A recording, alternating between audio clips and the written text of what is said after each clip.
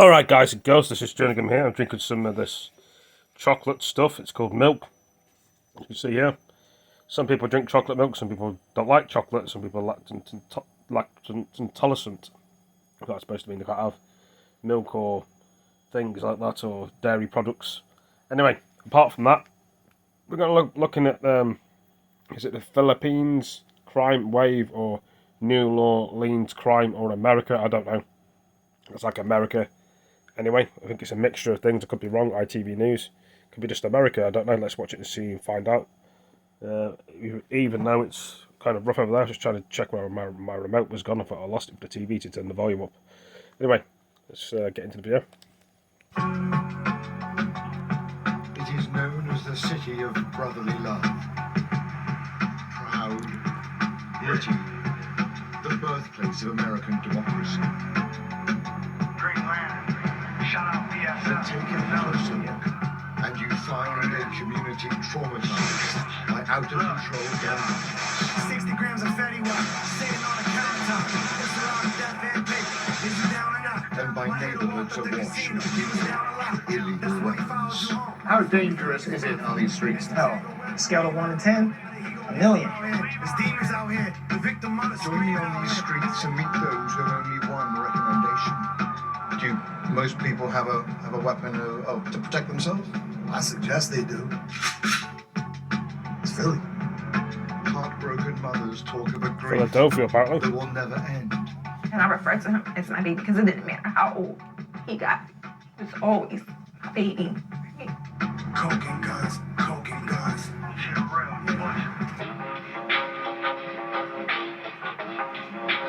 It is an anonymous-looking government office in an industrial part of the city. They are not queuing for supplies, but for a piece of paper, a gun license. My main thing is to make sure I'm protected. I don't want nothing. I don't want my mom to get a call at, 1 o'clock in the morning or 2 o'clock in the morning saying that she got to come to the morgue to view a body. Residents say self-protection is a survival strategy, from gun license to gun store. Unless they're sitting down their mind, if they hear the action work like that, they're going to think twice about coming in the front door up your steps. Nicolette is a young single mother with a baby daughter who is just 2 months old. So she's buying what she sees as her ultimate insurance policy. But why have you felt it necessary to buy one today? Because I'd rather be caught with it than to be caught without it, especially in Philadelphia. She is not quite certain what she has purchased. I believe he said it was a Glock 47, 45. One of them. It was just smaller, so I could take it out. You're not that familiar with guns. Oh, no, I'm not that familiar with guns. But she will use it if she has to. And this is why the city is enduring what I can only describe as a collective trauma. The legally parked driver took out a gun and shot. Gun violence takes many forms. Carjackings, robberies, assaults, random attacks. He's shot in the face and the arm. He's currently in critical condition in surgery. And sometimes it feels like urban warfare. In essence, for 2 years, Philadelphia has been in the grip of 2 epidemics, COVID and guns. A devastating cocktail. The gun is made for one thing, right? It's made to kill.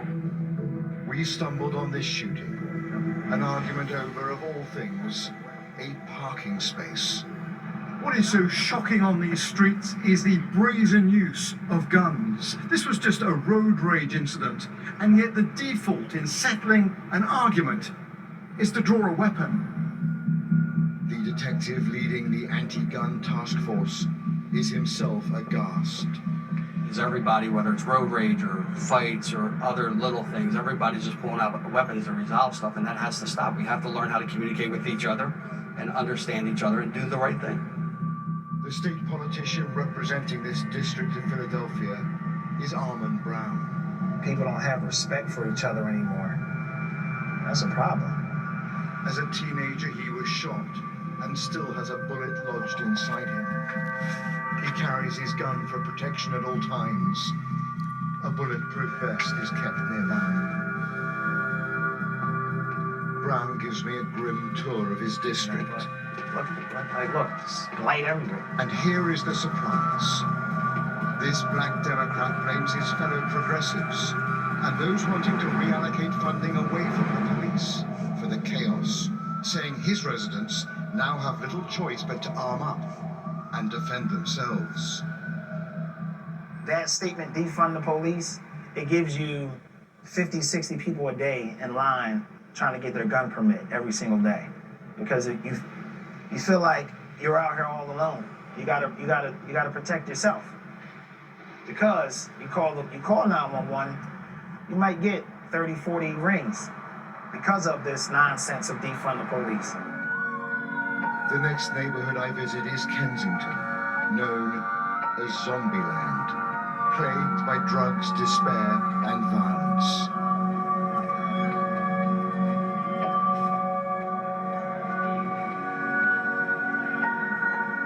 My guide to the city is Rickan Bull, and he introduces me to a rapper known as O.T. The Real, who tells me just how perilous these streets are. I'd rather, there's a saying, I'd rather get judged by 12 than carried by 6. You know what I'm saying? I'd rather get caught with it than caught without it, but... Like us, he has someone watching his back. You need somebody watching your back? I mean, it's good that everybody moves like that in Philly. Everybody needs kind of a bodyguard. Yeah, just a person that's, I got you, you got me type shit, you know? If there's a way to move out here too, like if you carry yourself a certain way, if you don't involve yourself in certain, situations that are, with undesirable people, you miss a lot of the bullshit, but it's real easy to catch the bullshit too. I mean, you never know.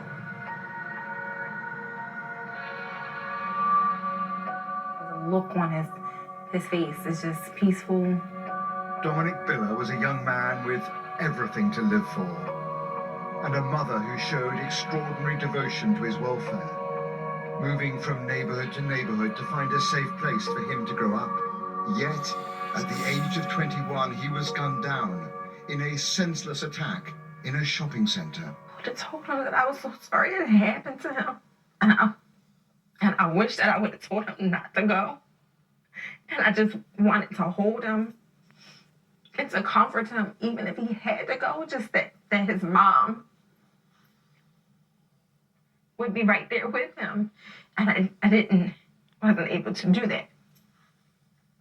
I ask her what her message is to the young men who wield these weapons so casually. Gun violence is devastating, And if I had a message for the people, or to these guys that are out here with these guns recklessly, nothing is worth the pain that they inflict upon the victim and the family, and nobody knows how deep and devastating it is until it happens to them. Moms across the city don't deserve to walk with this pain. And people say that as time, it will get better. It doesn't get better. After hearing Nikisha's despair, I go in search of hope and find myself at a small recreation center in violence-plagued West Philadelphia. This is where a small group of mentors try and navigate young men out of the maelstrom of gun violence and gangs. Howard Jackson is a man who knows all about guns and imprisonment. I mean, how old were you when you first saw somebody shot? I was 12 years old, and unfortunately the impact that it had on me was it desensitized me very, very early to something that no human being should be desensitized to ever, and that's the loss of human life. He now wants to save others like 13-year-old Mohammed. You're only 13, but what have you seen with your eyes in terms of violence and maybe... Fighting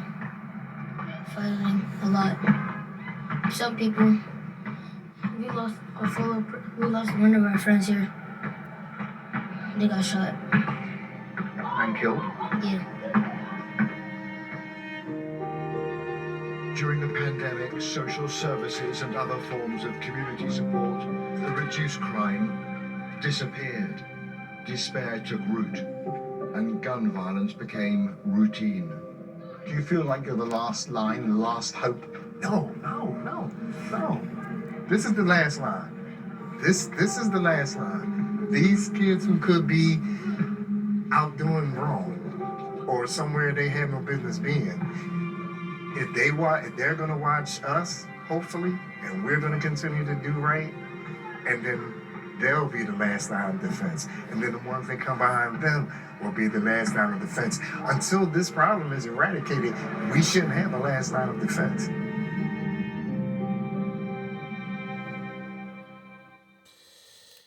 Well, there we are, guys and girls and ladies and gentlemen. What do you think about it? As you can tell, I haven't got my t-shirt on because it's hot outside, and I thought I'd take it off. It's not a crime. So, yeah, I'm keeping cool. Most people take the shirts off anyway. Anyway, have a good day. Thank you for joining this video, and I'll see you in the next one. Peace.